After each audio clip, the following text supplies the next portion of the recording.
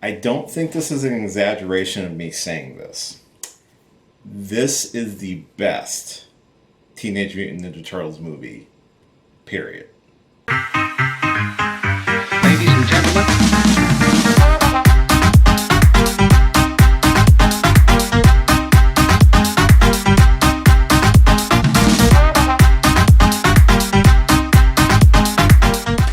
Hey, what's going on, everybody? It's your boy Will, and this is going to be my quick review for Rise of the Teenage Mutant Ninja Turtles, the movie. This is a new animated movie based off of the Rise of Teenage Mutant Ninja Turtles series that had 2 seasons and was unfortunately canceled by Nickelodeon back in 2021, I believe. But this, of course, stars the wildly known Teenage Mutant Ninja Turtle characters, Leonardo, Donatello, Michelangelo, Raphael. Honestly, they've had 5 live-action movies to date. Not all of them have been good, but I will admit this is probably the best of the movies.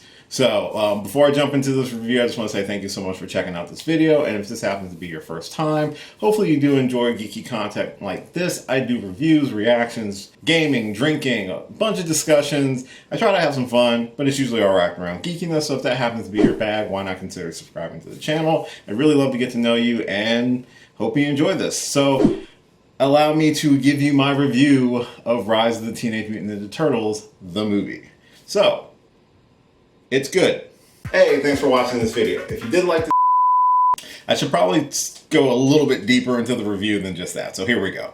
In Rise of the Teenage Mutant Ninja Turtles, the movie, the Turtles have to face their greatest threat when the Krang, an interdimensional being of alien creatures, decides to invade Earth. It's also kind of a mix of War of the Worlds and Terminator, where the time-displaced Casey Jones is sent from the future, a dark apocalyptic future where the Krang has taken over the Earth, sent back to the past to team up with the Turtles in order to stop the Krang from invading our world and taking over and causing a dark future like what he's from. The movie also focuses primarily on Leonardo as he grows from being newly appointed as a leader to trying to help save the world along with his brothers Donatello, Michelangelo, and Raphael. If you've never seen Teenage Mutant Ninja Turtles, okay, here's a crash course. So Teenage Mutant Ninja Turtles as a franchise is about 4 brothers of mutant turtles. Their master, Splinter, aka their dad, not biologically, adopted, who is the person that mentors them and trains them. Along the way, they do have human friends and companions, such as April O'Neil. Another dynamic about the show, which translates into the movies, is that the turtles themselves are much different than a lot of the iterations that we've gotten in previous incarnations. Where in this series that predates the movie that the movie is based on, Raphael was originally the leader of the team, and also, surprisingly, the most level-headed one of the team. Leonardo was the one who was the hothead and the rash and ambitious one, and at the end of the series, spoiler alert for the series, Leonardo is appointed as leader of the team. The movie does have a lot of confrontations between Leonardo and Raphael, very similar to the previous incarnations, but more so as Raphael is concerned about his brother's leadership abilities, and also with Leonardo not taking the role of leader seriously, which does have some dire consequences within the movie as a whole.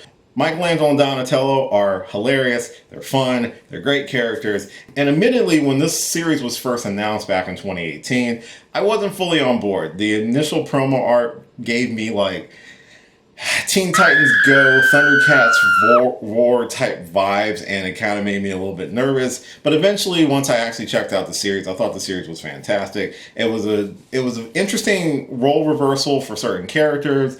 I love the more relaxed elements, but also it still has darker tones and themes, especially with this movie. This movie is marketed to kids. However, if you are a parent, before you let your kids watch it, depending on their age, you might want to check out the movie first. It has a lot of extremely entertaining action.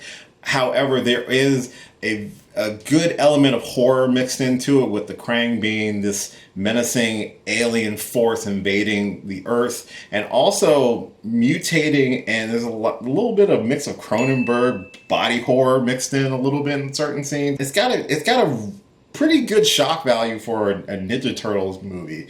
And on top of that, having a very emotional story about being a leader or protecting your family or the importance of how decisions can affect others. It's got a lot of really great mature themes that you wouldn't expect from a movie this colorful and this vibrant. It's really good.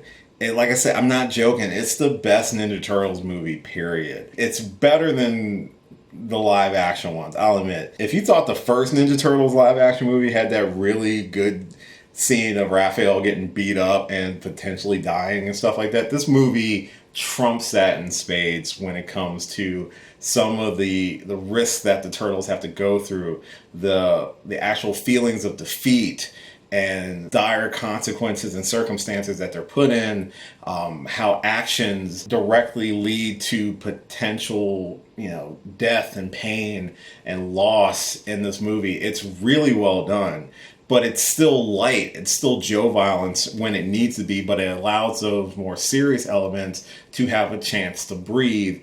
And you feel the emotional weight and the impact of things in the movie as well. It's really interesting too, because this movie came out after the series has supposedly wrapped. There's no guarantee if the series is going to get a revival because it was canceled before the movie came out. So this was a continuation, but could also easily be a wrap up of the first two seasons of the series, because they never really got like a proper finale. So you could treat this like a finale. So with all that in mind, it wouldn't have shocked me if certain things went a lot darker in this movie, because there was no guarantee that this franchise is going to continue, or if it's going to get the umpteenth reboot after this. Because there's been 3 other incarnations of the animated Ninja Turtles before this, 1 live action in terms of television. So this is the 5th incarnation of Turtles on television, not counting the 2 live action movies that we've gotten. Live action is a stretch for the second one. Look like Shrek. All the characters are fun too. They're great personalities. They're fully fleshed out personalities too. Donatello is still an inventor. He's still creative. He's still one of my favorites because he was my favorite as a kid. I like Donatello more than the others when I was younger. I know everybody liked Michelangelo and Raphael, but no, Donatello was my boy. The journey that Leonardo goes through in the movie is really well done. Raphael, again, having him be a level-headed character, not only in the movie but in the series, is such a change from previous incarnations of the character. It works really well. And Michelangelo is still fun, still like the most lighthearted of the bunch. He has the most hope of the bunch as well. Everyone gets a chance to shine in this movie. It's wonderful. One big thing too, you don't have to have watched the series to actually enjoy the movie. The movie does a good job being a standalone. You might be confused by some of like their abilities in the movie, because the series does play around with a lot of mystical elements and additional powers and stuff. Like I said, when I first saw promo art when the series first came out, I was a little nervous, but I'm glad I actually checked out the series. The series hooked me immediately. And then the movie just like knocked it out of the park. Even the concept of mixing like Terminator and War of the Worlds to present the story in works really well for the story too. With all those fantastical elements, you have a story about brothers, about family, doing what's right, protecting one another, but not only that, protecting their home and being heroes and growing into the role of heroes as well. And it feels earned. It feels like it's justified. Nothing feels like it was handed to them or given to them. They got their butts kicked throughout most of the movie. But it is a really well done movie. It is a great animated movie. It's probably my favorite animated movie of the year. Also, I like the little touch of all the turtles being different species of turtles and not just 4 generic turtles with 4 different colored headbands. They have like Raphael's a snapping turtle, Michelangelo's a box turtle, Donatello's a soft shell turtle, so he has to have additional armament, which makes it more logical why he's much more into technology and doesn't rely on a lot of his physicalness, because he feels like he has a disability. It's really well thought out. It's a really great series. It's a really great movie.